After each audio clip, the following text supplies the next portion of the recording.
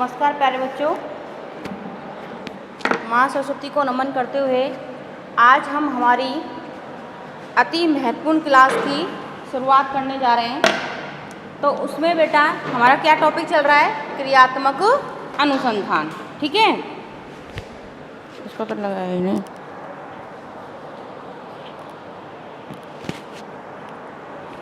क्या है हमारा टॉपिक? क्रियात्मक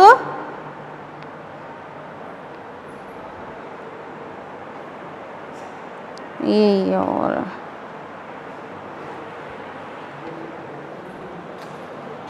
देखो बेटा, सबसे पहले बार बार इसको बताती हूँ, इसको समझो पहले।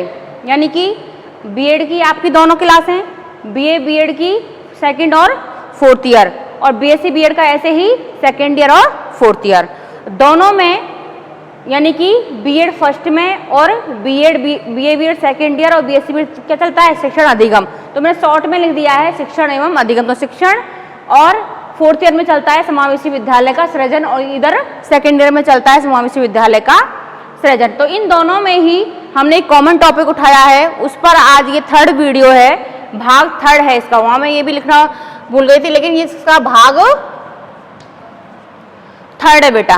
ठीक है, तो यानी कि जो हमारा क्रियात्मक अनुसंधान है, इसकी जो रफ्तार है, इसको हम और आगे बढ़ाते हैं और समझते हैं कि आगे इसमें और क्या महत्वपूर्ण बिंदु दिए गए हैं। तो आज हम जो हमारा क्रियात्मक अनुसंधान है उसके क्षेत्रों के बारे में चर्चा करेंगे कि क्रियात्मक अनुसंधान कहाँ कहाँ किया जा सकता है। ठीक है बेटा, तो नोट करिए क्या हेडिंग लगाएंगे हम? क्रियात्मक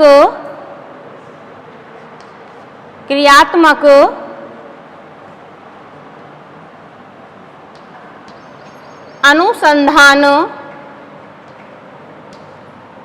के क्षेत्र।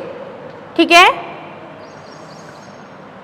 तो क्रियात्मक अनुसंधान कहाँ कहाँ किया जा सकता है। ठीक है, तो लिखिए बेटा, इसमें क्रियात्मक अनुसंधान के जो महत्वपूर्ण क्षेत्र हैं वो हैं 3 क्षेत्र हैं जिनको हम यहाँ लिखते हैं। ठीक है, तो पहला जो क्षेत्र है कहाँ किया जाता है? वो किया जाता है बच्चे के, या फिर शिक्षार्थी लिख दीजिए आप, शिक्षार्थी के व्यवहार को जांचने के लिए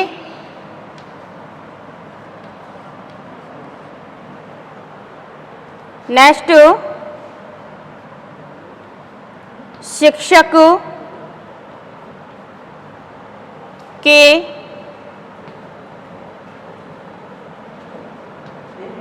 व्यवहार को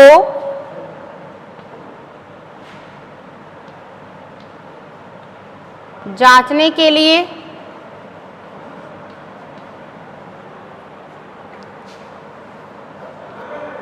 और मूल्यांकन की जांच करने के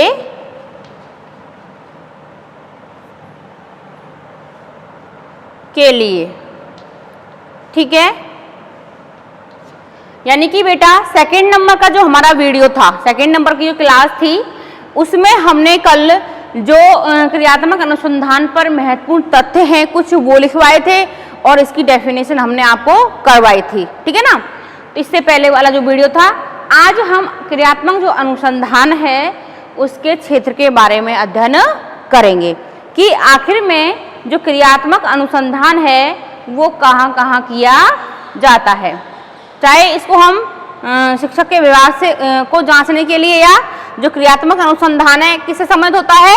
शिक्षार्थी से होता है। ठीक है, ये हमने यहाँ पे ऐसे इसको हम ऐसे भी लिख सकते हैं, शिक्षक के व्यवहार को जांचने के लिए किया जाता है क्रियात्मक अनुसंधान। और क्रियात्मक अनुसंधान किससे संबंधित होता है? शिक्षार्थी से, शिक्षक से और मूल्यांकन से। मीन्स शिक्षार्थी की व्यवहार को जांचने के लिए शिक्षक के व्यवहार को जांचने के लिए और मूल्यांकन की जांच करने के लिए क्रियात्मक अनुसंधान किया जाता है। अब आपको होगा कि जो शिक्षार्थी है उसका व्यवहार हम कैसे जांचते हैं, यानी कि इसमें कौन कौन से विद्यार्थी होते हैं जिनका पता या जिनकी समस्याओं का समाधान हम क्रियात्मक अनुसंधान के माध्यम से दूर करते हैं। ठीक है, जो आप देखो बेटा, इसमें जो बच्चे आते हैं, यानी ठीक है ना, इसमें जो बच्चे आएंगे यानी कि झूठ बोलने वाले, ठीक है, चोरी करने वाले, विद्यालय से भाग जाने वाले, जैसे ही मौका मिला बंक मार गए, ठीक है ना, तो ऐसे बच्चे, समस्यात्मक बच्चे आप इनको कहोगे, ठीक है ना, जो असामाजिक होते हैं, यानी कि कक्षा में होते तो हैं लेकिन कुछ न कुछ ऐसा माहौल क्रिएट करते हैं कि वो खुद तो पढ़ते ही नहीं है और बच्चों को भी नहीं पढ़ने देते हैं। तो उसके पीछे की समस्याओं को पता लगाया जाता है कि आखिर में ये बच्चा ऐसा व्यवहार क्यों करता है, किसके माध्यम से, क्रियात्मक अनुसंधान के माध्यम से। कई आप देखते होंगे बेटा, आप भी जो 8th क्लास तक पढ़ के आए हो, 10th क्लास तक पढ़ता है, 12th क्लास तक पढ़ के आए हो, तो कोई क्लास में ये शिकायत मिल जाती है कि बच्चे पैसे वगैरह लेके आते हैं, कुछ चीज लेके आते हैं तो बच्चों के बैग से निकल जाती है, मींस चोरी करना।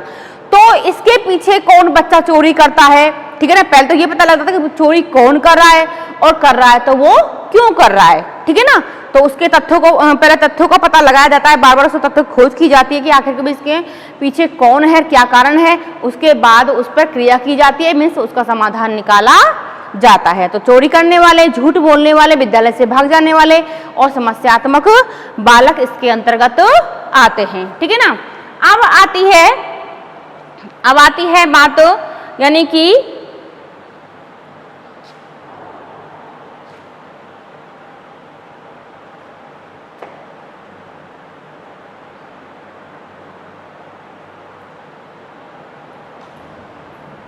देखो बेटा,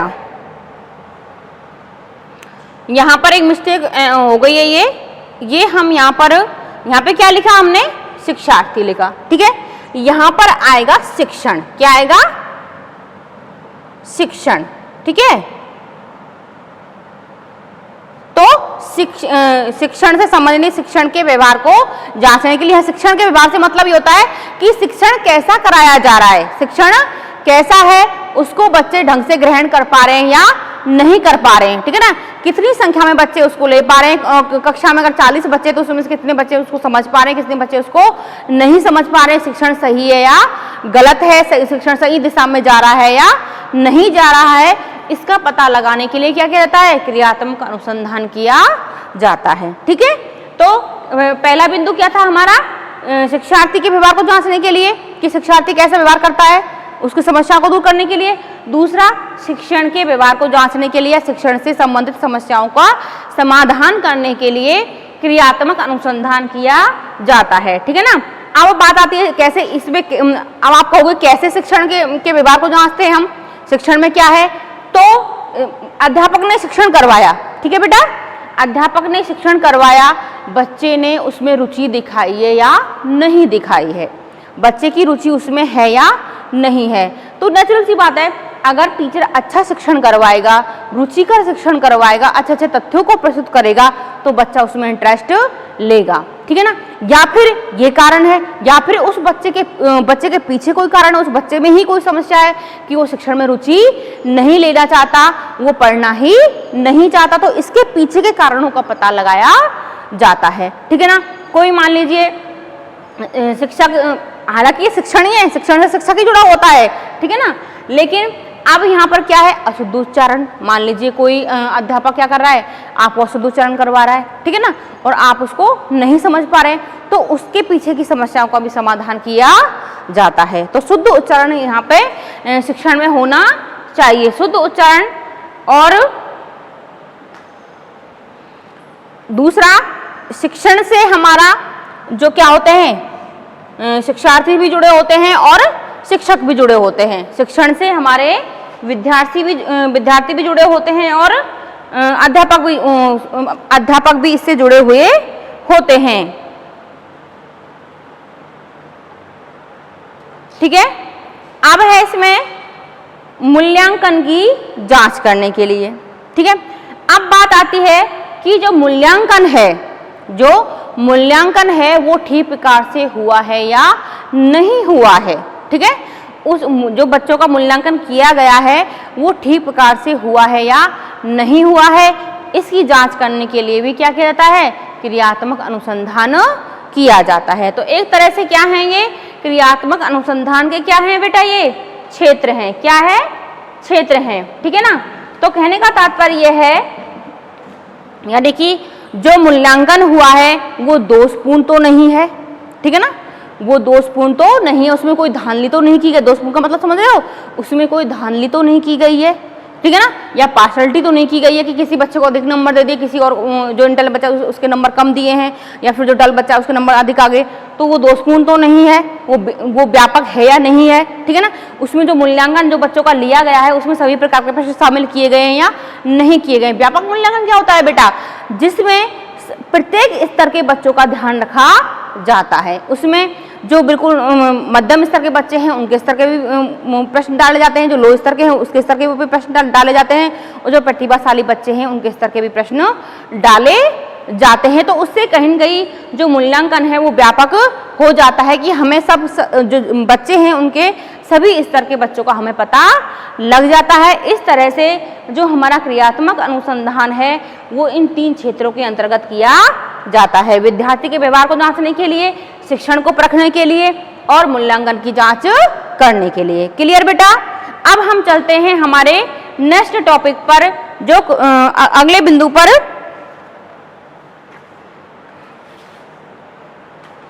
तो लिखिए,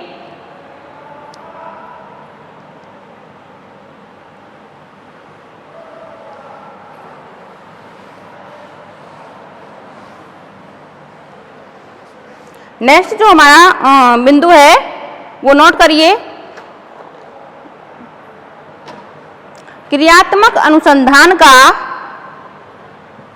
सॉरी क्या हेडिंग रहेगी हमारी, क्रियात्मक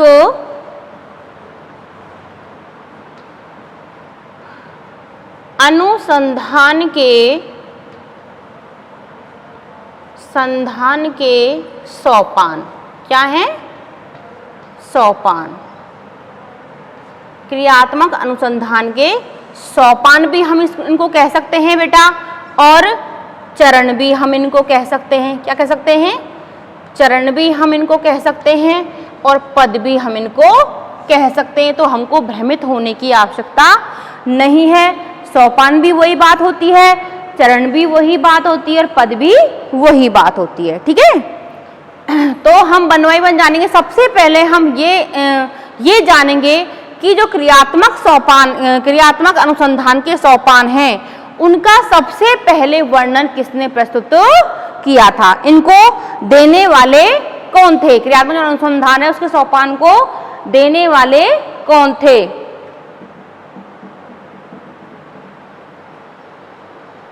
या फिर हम यूं कहें, देने वाले, सबसे पहले तो हमारे सामने एक प्रश्न ये आता है, जो क्रियात्मक अनुसंधान है उसके सोपान कितने होते हैं, या चरण कितने होते हैं, या पद कितने होते हैं। तो वो होते, जो सबसे फैक्ट जिसने हमें वर्णन प्रस्तुत किया है वो है हमारे लेस्टर लैंडरसन। ठीक है ना। तो कहने का बात, उन्होंने जो हमारे क्रियात्मक अनुसंधान है उसके 7 सोपान बताए हैं। कितने बताए हैं, 7 सोपान बताए हैं। तो हम लिखेंगे, लेस्टर एंडरसन ने, लेस्टर, यहां से लिखिए, लेस्टर एंडरसन ने क्रियात्मक अनुसंधान के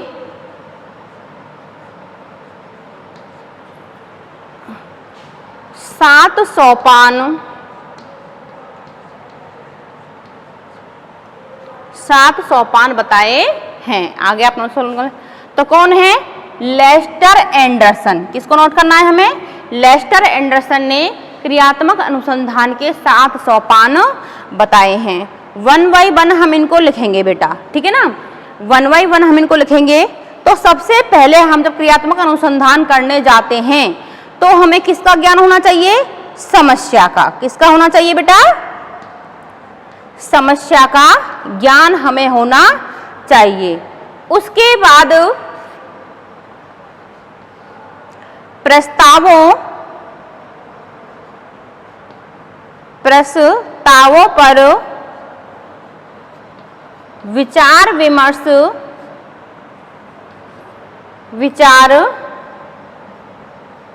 विमर्श करना।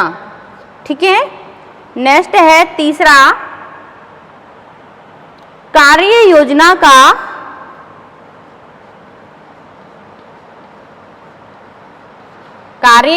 का निर्माण करना। ठीक है बेटा, फोर्थ लिखिए, तथ्यों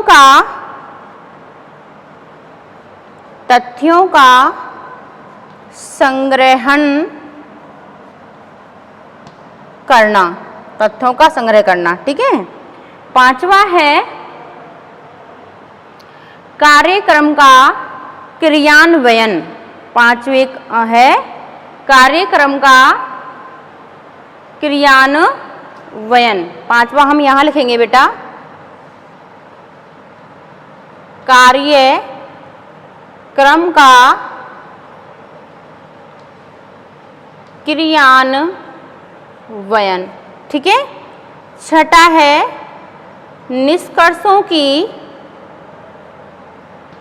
निष्कर्षों की प्राप्ति। ठीक है, सातवां जो हमारा रहेगा वो रहेगा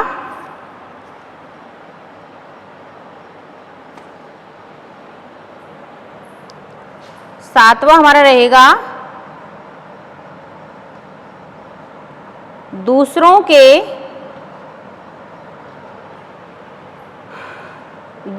के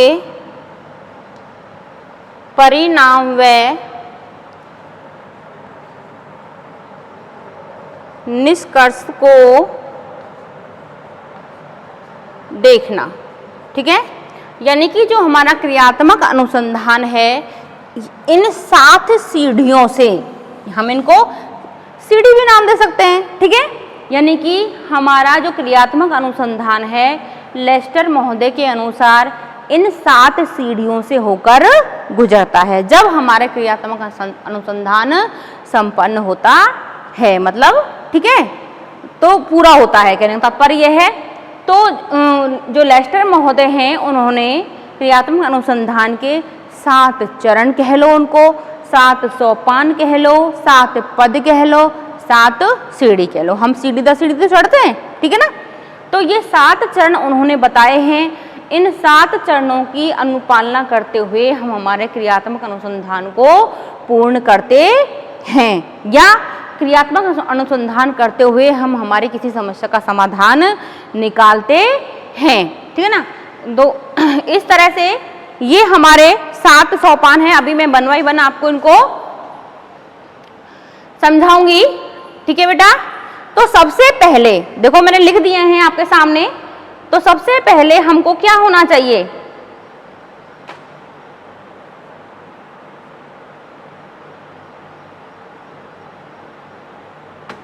ठीक है, तो समझो आप थोड़ा इनको।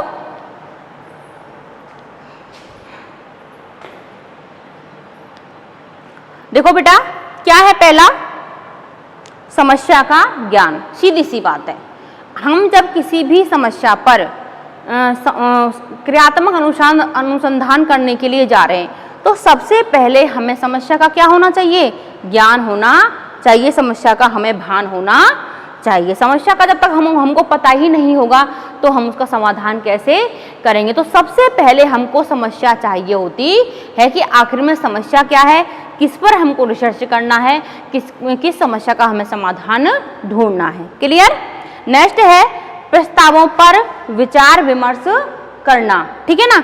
यानी कि जो प्रस्ताव आए हैं, यानी कि उसके लिए जो आपने प्रस्ताव रखेंगे, आखिर में समस्या को हमें कैसे ढूंढना है, क्या प्रस्ताव बनाए हैं, क्या उसके लिए आपने कमेटी बनाई है, क्या तो सोर्स रखे हैं उसके लिए आपने, तो उस पर आपको विचार विमर्श करना होता है। ठीक है ना। विचार विमर्श करते हो, उसके बाद कार्य योजना का निर्माण करना। कि आखिर में आपको कार्य योजना कैसी रखनी है, किस तरह से अपने कार्य को संपन्न करना है, ठीक है ना। तो वो यहाँ होता है, ठीक है। तीसरा है तथ्यों का संग्रहण करना। अब आपने अपनी प्रक्रिया स्टार्ट कर दी, उसके बाद आप समस्या से जुड़े हुए समस्या के समाधान को निकालने के लिए कि किन तथ्यों के माध्यम से हम हमारी समस्या का समाधान ढूंढ सकते हैं, तो उससे जुड़े हुए तथ्यों का आप क्या करते हैं, संग्रहण करते हैं, उनको इकट्ठा करते हैं, ठीक है। तो तथ्यों को आपने क्या कर लिया, संग्रहण कर लिया, इकट्ठा कर लिया कि किस तरह से हम हमारी समस्या का समाधान निकाल सकते हैं, ठीक है बेटा। नेक्स्ट है हमारे पास कार्यक्रम का क्रियान्वयन। उसके बाद हमारा कार्यक्रम स्टार्ट हो जाता है, हम हमारे कार्य को शुरुआत कर देते हैं, ठीक है ना। रफ्तार पकड़ लेता है हमारा कार्य, ठीक है। निष्कर्षों की प्राप्ति, उसके बाद हमको जैसे ही हमने अपना कार्य किया उसके बाद हमको निष्कर्ष की प्राप्ति होती है, आखिर में उसका रिजल्ट क्या आया है, क्या निष्कर्ष निकला है, उस समस्या का समाधान हुआ है या नहीं हुआ, या किस सीमा तक उसका समाधान हुआ है, ठीक है ना। तो निष्कर्षों की प्राप्ति हमको होती है, ठीक है बेटा।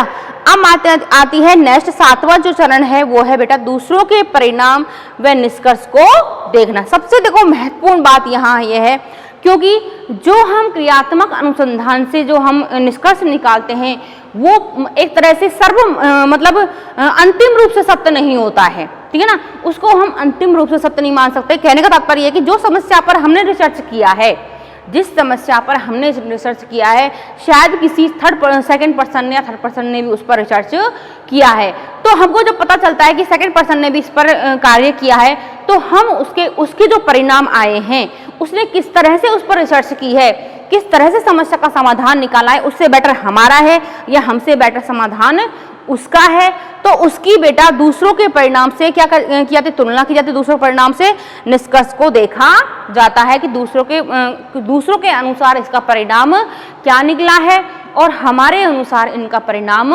क्या निकला है, ठीक है बेटा। तो इस तरह से यानी कि जो सबसे पहली बात ये होती है कि जो क्रियात्मक जो अनुसंधान करते हैं वो अंतिम रूप से हम उसको जो परिणाम निष्कर्ष निकल के आते हैं उनको हम समस्या का समाधान हम उसको मानते हैं।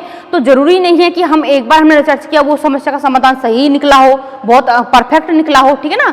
तो बेटा उस पर रिसर्च और भी होते हैं, तो उन परिणामों से उसकी तुलना की जाती है या उन निष्कर्षों को देखा जाता है कि ये हमारे निष्कर्ष कहाँ तक सही है या सामने वाले के निष्कर्ष कहाँ तक सही है, हमारे ठीक है या सामने वाले के ठीक है। तो इस तरह से परिणाम निष्कर्षों को देखा जाता है।